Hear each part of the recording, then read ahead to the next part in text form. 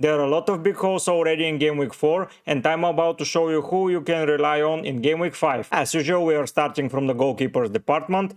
Game Week 4 proves that no one is basically reliable to have a clean sheet. Teams like Chelsea conceded against Nottingham Forest, West Ham conceded against Luton, Everton conceded against Sheffield, Spurs conceded against Burnley, City conceded against Fulham. So the big teams are conceding goals. So relying on a very big goalkeeper hole is a very, very difficult task. And for me, the best pick here from the bunch is Ramsdale. I know he doesn't make a lot of saves, but in away fixtures, Arsenal tend to keep a lot of clean sheets. They haven't played their game against Manchester United yet, and a lot of goals may be conceded there. But for Game Week 5, I believe that when they are away, they will get the job done and they will get the clean sheet. Last season, it was the same. A lot of goals conceded at home, but away on the road, they were very solid. Another option is Vicario at home, but I believe that I don't want a second Spurs defender because I already own one in the defense. You'll see it in a minute. And I'm opting for the next strongest thing that I believe in, and it's the Arsenal clean sheet away. So Everton scored goals against Sheffield, but they were Sheffield, and Arsenal, I believe, will be far, far better. So for me, opting for an Arsenal defender or a goalkeeper is a very, very strong assessment of the game week, and I believe Ramsdale fits the bill perfectly. So yeah, if I was on a team that is almost only playing for the current game week, I will opt for Ramsdale without a doubt. I know many of you will say that Ramsdale will be rotatable with Raya. Yeah, that's a possibility, but if you are afraid to do so, go for Vicario, but you will be double up in Spurs defense, which is not the most ideal thing, and unblocks a lot of Spurs attackers, and they're doing very fine in attack. The defenders that I've here chosen do not have, let's say, easiest fixtures on paper. Maybe they do, especially Udogie against Sheffield United, but with Archer joining Sheffield United side, they look more threatening, and Spurs are conceding goals. But my consideration of defenders this year, and for me you should consider them as that, is from the attacking threat. For me, having attacking defenders is the best possibility that you can opt for, because no one is keeping clean sheets, and the attacking returns is the only way for you to get some points this week. Defenders like Romero, Zuma scored a goal. A lot of defenders are doing a lot of things. Cash hasn't played yet against Liverpool, but I believe that he will be very attacking. Udogie provided an assist to Madison's goal, so he gave an attacking return once again. Yeah, he didn't keep a clean sheet, but compared to some defenders that didn't do anything, Udogie gave points to his owners. I do not own him personally because I didn't opt for a Spurs defender. I believe that they will concede goals, and I was right, but I didn't take into consideration that he is going to be so attacking, and most of the defenders are not keeping clean sheets. Chilwell kept only one clean sheet so far, and it was against Luton, so no big surprise here. Against Nottingham Forest, he was substituted out earlier. I believe when the side is more settled in, Chilwell will operate on the left flank, and he won't concede as many goals. He won't be relied on to score the goals. I believe with the signing of Cole Palmer, Sterling playing really well, maybe Mudryk will freshen up the side, so I believe Chilwell on that left flank will cause a lot of troubles, but if he plays as a defender, not as a left winger / striker. Maciej Cash, I said that he didn't play yet against Liverpool, but he scored two goals in game week 3, and he scored in a European competition, and I believe that until Moreno returns, his place is safe. So yeah, I'm opting for Cash against Crystal Palace. There are a lot of other options that you can go for, but I don't see a clear player here to go. Maybe Trent is an option against Wolves, but Wolves are playing alright. Maybe a City defender, but they're leaky at defense, and they play West Ham, who will be on the counter attack and may punish some of the City errors, because they concede one error per game and it is costing them their clean sheet. Arsenal defender is here an option if you go for Vicario. Maybe swap Vicario and Saliba. It's a great option to do so, or Ben White. But for me, Ramsdale, Cash, and Chilwell and Udogie. Even though Ramsdale is maybe rotatable, if you are afraid of that, just pick a goalkeeper like Turner, who have a game against Burnley on your bench, and if Ramsdale doesn't play, just you get the points from Turner, so you will be good there. But Ramsdale in goal fits the bill for me. Cash attacking, very attacking. He's finding a goal scoring form. I know there is a lot of time up until game week 5 and a lot of things will happen on the international break. That's right, but I wanted you to have some thoughts until you prepare your team for game week 5. I know there will be a lot of knee-jerkings happening after a poor game week for a lot of players, and for players who did not own any player like who scored a hat-trick apart from Haaland. I personally do not own Son or Ferguson. Maybe more hat-tricks will come on Sunday when Aston Villa and Liverpool play, Crystal Palace and Wolverhampton play, and the last game is Arsenal Manchester United. So there are a lot of points left to be taken. Maybe I'm relying too much on Rashford to score some big points, because if not, I'm in trouble. But yeah, we'll have to see how the Sunday games turn out. But for now, Kesho and Udogie look the best fit for game week 5 from attacking perspective and from defensive perspective, because games against Bournemouth, Sheffield are not considered very hard for those sides. Estupinian is an obvious omission here, but a game against Manchester United away, I believe that Brighton will concede, and he may not have a very easy game against Wan-Bissaka. And that's why I'm opting against Estupinian this game week. But yeah, Cash Chu, I want to Udogie. For me, line up a perfectly fine defense. If you want to bring in an Arsenal defender instead of Ramsdale, go for Vicario and Saliba instead of Udogie, because you don't want to block the Spurs attackers. But yeah, for now, I feel pretty confident with that team. His defense, and I believe they will bring us some points, not from clean sheets, but from the attacking returns. In midfield, as you can see, I'm having a very stacked pack. Where I can start from. Okay, I will start with the man of the day, Heung-min Son. He started as a striker, and I believe that he did a terrifically good job compared to Richarlison. He's clinical up front. I forgot how good he was there, and personally I never thought that this would happen, but yeah, this is a good decision by the manager, and this way some of the weight on Richarlison's shoulders is gone, because Son can play there and he can just come in and finish up the games if he's needed, and it's not only relying on him to score the goals.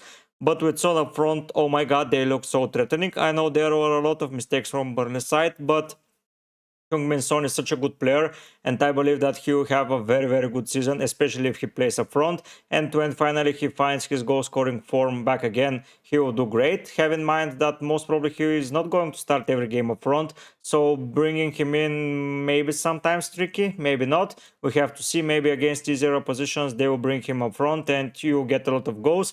But last year, remember when he came off the bench 1 week, he scored a hat-trick and he didn't score a goal for a lot of time in the future. But I believe that he's going to be one of the most popular transfers in game week 5, especially with the players who have Salah and or Rashford, because they can easily transfer him, one of them out, and bring in Son, because Son is the third most expensive player in midfield right now, I believe, behind Salah and KDB only. But yeah, Son a very good addition to the side if you plan to attack the game week 5 fixtures, especially against a leaky side such as Sheffield United. They conceded 2 goals against Everton. I cannot imagine how many they will concede against Spurs. So yeah, be careful of not owning Spurs assets. I'm one of the guys that do not own a Spurs asset, and I'm a little bit afraid of that game, but I've taken another route and I will try to see it through. But for guys like players who like to attack only one fixture, Sheffield United home for Spurs seems like a very good fixture. The second Spurs option here is Maddison. Maddison was amazing again. He's involved in almost everything that Spurs do. I know that he only got an assist on a goal, from 5 goals, and that seems a little bit less than he deserved. But there are some types of games like that. In comparison, Foden got only an assist from 5 goals from City. So yeah, it's a trade-off sometimes. Maybe they are not involved in some goals, but after that they are involved in the harder games. It's a win-win situation or a lose-lose for someone who opted for the wrong player. But Maddison for sure is not the wrong player. I believe that he is a very good option to your side, and if you don't own him already, Game Week 5 is a very good time to start owning him. I know there are fixtures against Arsenal and Liverpool after that, but Spurs can score against basically anyone. and I don't find Arsenal and Liverpool defenses to be the best. I don't find the best defense so far, so I don't see fixtures being pretty relevant, but against weaker oppositions such as Sheffield United, not owning a Spurs player is going to be risky. Next, we're going to talk about Raheem Sterling. He was one of the most popular transfers for Game Week 4, and with a reason. He did pretty well against Nottingham Forest, but the atrocious miss from Jackson costed Sterling points. I'm a Sterling owner, and I feel very encouraged when I see him. He is not on international football. He doesn't have any European competition, so he will be solely focused on the Premier League and maybe some cup games, but there I believe that he will be rested, like in the midweek game against Wimbledon, I believe Chelsea played. But yeah, I believe that Sterling is going to wreak some havoc, and owning him, I feel very confident owning him. I do not feel confident not owning a Spurs player, but Sterling is not an issue in my side for sure. Owning Jackson, in my opinion, is a little bit risky and is feels pretty bad, sorry, because he's missing some sitters. Maybe he is the next Werner in Chelsea side. We have to see. There are some promising chances that he is getting into, but he has to convert at least one. Maybe Game Week 5 is the final time that I'm going to give him some time, because after that I planned to save my transfer for Game Week 5, but that's for the team selection. Let's focus on the best Game Week 5 team. That's not about my team, but yeah, Sterling, pretty solid pick. He is doing well, and I believe against Bournemouth he will score some goals. The game is away, so the counter-attacks will be a very viable option for Chelsea, and who better to attack on the counter? I don't find anyone better than Sterling, so Sterling is a very integral part of that midfield. Next up is the top scorer right now from the midfielders department, and Mbeumo. He is playing 90 plus minutes every game, and he is there to score goals, and he's doing so. He has already 4 goals, 2 of them are penalties, but regardless, they are goals, and he sits on top of the chart. He just overcome Bowen, I believe, is the second option, but for me, Mbeumo against Newcastle, they'll develop in a 5-3-2. He is going to be a striker, and Newcastle will be focused on the Champions League fixture they have in midweek after that, so I believe Mbeumo can score against them, and I made a mistake not going, but yeah, let's not focus on me. Mbeumo, pretty solid option in my opinion. Penalties, a talismanic player until Tony returns. Maybe even after Tony returns, he will continue wear the cape for them. We have to see, but for now, Mbeumo seems like a very good option, and I believe that he can do some damage, especially in the upcoming game weeks. And the final guy here is Saka. I couldn't have gone without a player who plays against Everton. Everton are atrocious. By the way, Tarkovsky got injured. They don't have a proper center-back partnership. Their midfield is strong, but that's it. Doucouré, Idrissa Gana Gueye, and Onana are doing all right. But other than that, oh my god, yeah, Everton conceded lucky own goal for Pickford. But every time they concede something shady, and I'm sick of that. I don't know if there is a better goalkeeper choice, but Everton's defense is not one to own, and I feel very bad owning Pickford. He was one of the mistakes that I made during the season, and for Game Week 5 I'll be benching him if I have him. And yeah, Saka is going to wreak some havoc, especially away on that right side. It's against Ashley Young. He is not very young anymore, so yeah, Saka will score a lot of goals here. There are some other options such as Odegaard, maybe Martinelli if you still own him. The Brighton players look lively, but a lot of rotation is happening there. I'm not sure who you can own. Manchester United players are an option, but against Brighton it will be a difficult game, even though it's at Old Trafford. You can go for Bruno Fernandes, in my opinion, against Brighton. I believe that he's going to be a solid pick. And up against Brighton, they've conceded so far in every game. They conceded 6 goals in 4 game weeks. That's not a good defense, but yeah, I'm opting for a far better player picture in Saka against Everton. So for me, those 5 midfielders will do a lot of damage. And here, personally, I own 2 of them, but I feel very afraid that the 3 of them that I do not own will do some damage. So if you are on a journey that you want to target each week specifically, just pick those 5 players, and I believe you will be very much rewarded, and you won't regret it by any chance. And I'm opting for 2 forwards. Here, there is a surprise. Let's talk about the obvious pick, Haaland. I don't think I'll build a best team or a team selection or anything without Haaland. He just scored a hat-trick against Fulham. He did last pretty easily. He can score from everywhere. He scored a penalty, so the last week miss was a fluke. So yeah, I believe that Haaland will be a very, very good pick going forward, and I don't see anyone not owning him. A lot of players triple captain him, and they did not make a mistake, but yeah, 20 points from Haaland for 3 goals, perfectly fine output. And let's talk about the surprise here is Awoni. I know that a lot of players are now opting for Alvarez and Haaland partnership, and I personally feel very, very bad that I did not do that. I made a mistake going for Jackson personally. Alvarez was the better pick, but for game week 5, I believe there is a better pick, and I believe that's Awoni. He delivered in the 4 games so far, so he hasn't blanked yet. I believe that he's the only player not to blank yet, which is pretty amazing. Maybe Romero is the other guy who didn't blank yet because he scored goals in both games and then he kept 2 clean sheets. So yeah, Romero and Tawoni are the guys who are returning every game week. So yeah, maybe Romero is a good option compared to Udogi, but Udogi is far more attacking. Let's focus on Tawoni. He's having against Burnley, it's at home. Nottingham are very well known for being good at home. They sold Brennan Johnson, so there is one less player that he can compete. Yeah, they bought a hell of a lot of players, but with the game that he's doing right now, Awoni is becoming more and more nailed in that side, and with help with more creative players that they've brought in, I believe Awoni will keep returning. Maybe it's time for him to blank, maybe, but against Burnley, I won't bet on it. Burnley are trying to find some points because they had pretty difficult start of the season, a loss against Manchester City, a loss against Spurs, and they lost another game, I believe. I cannot remember who they lost to in game week 3.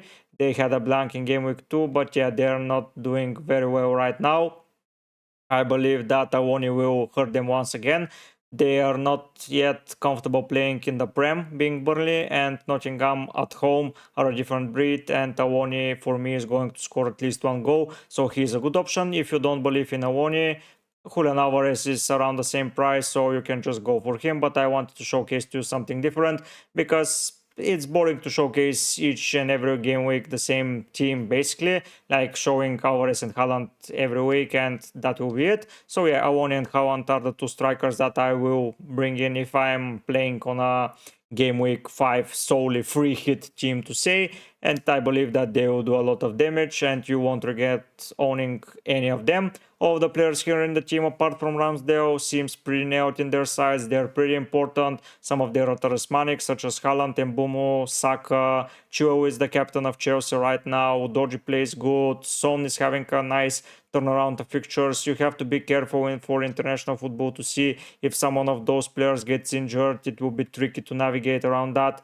But yeah, most of the players tend to return pretty healthy and they have a good injury record, so I won't be worried. But for now, I believe those 11 players will bring a lot of points. The bench can be filled with players with good fixtures and they're cheap. Maybe a good goalkeeper's rotation like maybe Turner for Ramsdale, so you have at least 1 playing goalkeeper. I don't think that Turner will be replaced right now because he's doing pretty well. Even though Nottingham had a pretty bad start of the season, they came away with 6 points, which is a pretty good number. So yeah, I believe that Turner is a good alternative to Ramsdale if you don't feel very comfortable with him, but the other 10 players for me will be very beneficial for you. Now let's go and see the differential draft. It's becoming more and more difficult to bring in differential players because all the differentials that I'm showcasing are skyrocketing in ownership, but I'm trying to find 11 gems for you, and I believe I did that. Before discussing the differential 11, if you want to show some support, please subscribe to the channel, give a like to the video, leave a comment down in the comment section if you believe that I'm doing something right or something wrong with those best team selections and with those differential players. I'm on a journey to reach 1000 subscribers and every subscriber counts right now, and I'm building a very healthy community with whom I'm playing a lot of fun games, going on the stream, doing some community posts. I believe it's going to be pretty fun if you join the community, so yeah, feel free to subscribe. Now let's discuss the differentials.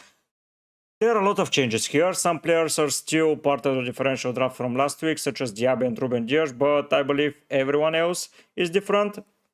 Let's go through the players. Vicario and goal, he is right now the best performing goalkeeper, and Spurs are not as bad defensively as I thought so. So Vicario and Van den Ven fill in the Spurs options here.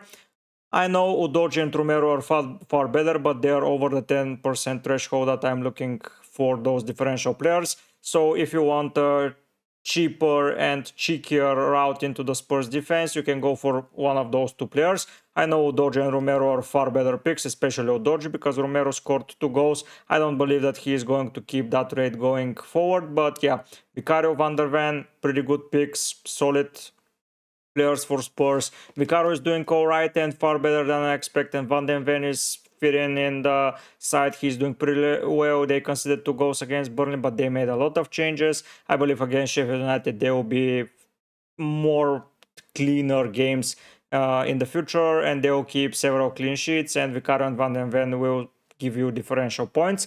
Ruben Dias, as mentioned, is staying in the side. Manchester City look a little bit leaky in defense, but Ruben Dias is their main man there. And if you want to own a Manchester City defender, for me, he is your guy.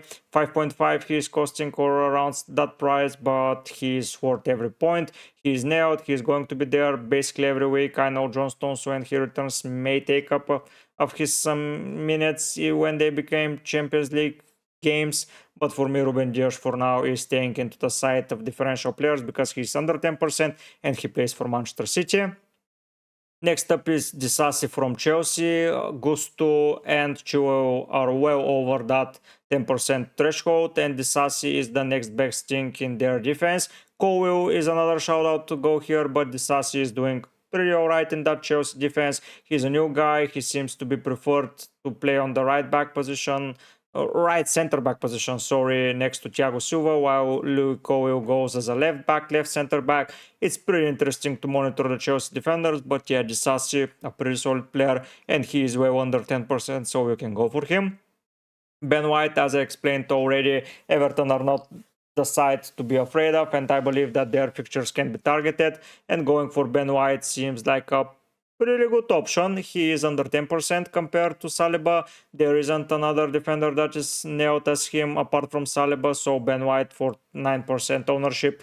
Pretty good ownership. I believe that when Zinchenko comes back into the side, his attacking return will increase. I know he's expensive and Saliba is cheaper, but he fits the differential criteria, and you get an Arsenal defender that is going to be right back pretty soon because Partey is injured, I believe. Zinchenko is coming back to the side, so that means Gabriel and Saliba will be the center-back partnership, and he will benefit a lot to overlap Saka and help him on the side. So I believe that Ben White is going to reach a lot of highs now going into the season, and with Timber being out and Partey being out, Tomiyasu being the only person that can replace him, I believe that Ben White is going to do some damage, and that finally sums up the defense. A lot of good players here, maybe not so exciting as Udogi, Chilwell, Estupinian, and the bunch that are attacking such as Matty Cash, maybe Riku Henry, but for me those defenders, I know they are all center backs, but they can bring us a lot of points if they score at least one goal because they are good for bonus points.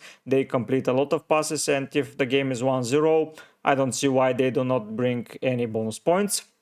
In midfield, as I already explained, Diaby stays into the side. For me, he is a player that is going under the radar. He is for a consecutive week under that 10% threshold, and he is being part of that differential side for several weeks now. I believe that I made a mistake. Awoni, Diaby.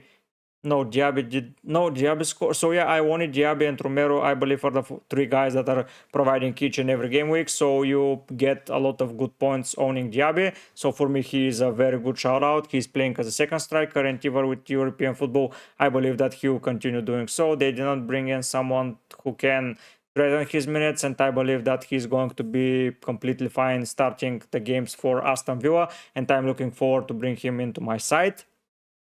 Heung-min Son makes the draft once again here. He's under 10% ownership when that video comes out. Maybe if you watch it 2 days after its release, he will be over 10, but right now he's under 10, so he fits the criteria. A hat-trick scored. I believe that he is going to be an amazing player for Spurs, especially going forward and being that striker, but I talked already for him, so I won't speak the same things twice. Next up is Ward Prowse. he fit in that West Ham side pretty good. He's providing assists, he scored a goal, he's taking all the set pieces, they're pretty good on set pieces, so I believe that assists and some cheeky goals are coming from Ward-Prowse perspective. And I know that there is a game against Manchester City, but from a set piece, you never know, they just conceded a set piece against Fulham, so Ward-Prowse deliveries are far better than Fulham's deliveries, so I believe that they will be threatened to concede a goal Manchester City, and Ward-Prowse is the main source of that threat, and I believe owning him, you won't make any mistake. Yes, he won't provide every game week, but with such good set pieces and some free kicks, maybe he's even on penalties. We have to see that. There are a lot of players that are fighting for that place. Paqueta, Bowen, Antonio, Kudus when he comes to the side, but for me, Ward-Prowse is on free kicks and corner kicks and indirect free kicks, so that's good enough for me. And the last player here is Morgan Gibbs-White. After Brennan Johnson left, and even before that, Morgan Gibbs-White was the best player in their side, in my opinion. I believe that he will do some damage against the weaker opposition of Burnley. He's a little bit of a cheeky differential, and he is going to do pretty well, in my opinion. He's on penalties, he's nailed, he's like a talismanic player, he's playing very well right now. Even though that Nottingham Forest had a bad fixture run, I believe that he's pretty solid, and you should consider him if you want some cheekiness. But I believe there are 3 other guys who will be more interesting for you, even some of the guys from the best teams that are not differential. But if you want to climb up the ladder faster and faster, those 4 guys can bring you a lot of good memories. Up front, I already spoken about Awoni. I cannot say a lot of better things for him. Just believe in him. I believe that against Burnley he will do some damage. And the last guy here is Evan Ferguson. I know this is a knee-jerk reaction to his hat-trick against Newcastle, but with Daniel Beck's injury, and maybe they need a solid striker up front, and maybe Ferguson is the guy for that. With Welbeck's injury, maybe Welbeck takes the European games because he has more experience there, and Ferguson remains in the Prem. We have to see. This is a knee-jerk pick, so I will be going with caution when I pick Ferguson, but he scored in the last game. When he was brought in, he then didn't score against West Ham, but then he scored a hat-trick today, so a pretty good pick. If you own Son, Ferguson and Haaland, you are in a very good points. You have 60 points from 3 players. That's pretty amazing. You have more than most of the game, but yeah, a knee-jerk pick being Ferguson, but under 10% ownership, you cannot go any wrong with Ferguson. And Brighton fixtures, especially after the Manchester United game, it's Bournemouth and then it's 3 hard games, but even they showcase that they can score basically against anyone, so I don't believe in the fixtures anymore, especially for sides like Villa or for Brighton. I believe that those teams are good enough to score goals. Yeah, the game is played for fixtures and you have to target the better fixtures, but sometimes the better players just overrule the fixtures, just like Mbumo scored against Spurs, he scored against Bournemouth. I know they are not not against Bournemouth, but they played today. Yeah, Bournemouth, they are not a difficult side, but he scored already, so I believe that this is a good side. If you agree with some of the picks, write it down in the comment section, smash that like button, because I need all of your help to beat the algorithm. Promote the video whatever way you can, share it, showcase it to your friends. Maybe if they want an opinion, just make them to write a comment down. I will answer every comment. Subscribe to the channel if you want to be part of the community, and I hope those videos are being helpful for you, because the insights of making them are very helpful for me, and I hope to see you on my next videos. I know there is an international break coming up, but I'll be showcasing a lot of content, so stay tuned. But for now guys, I'll be heading out. Bye!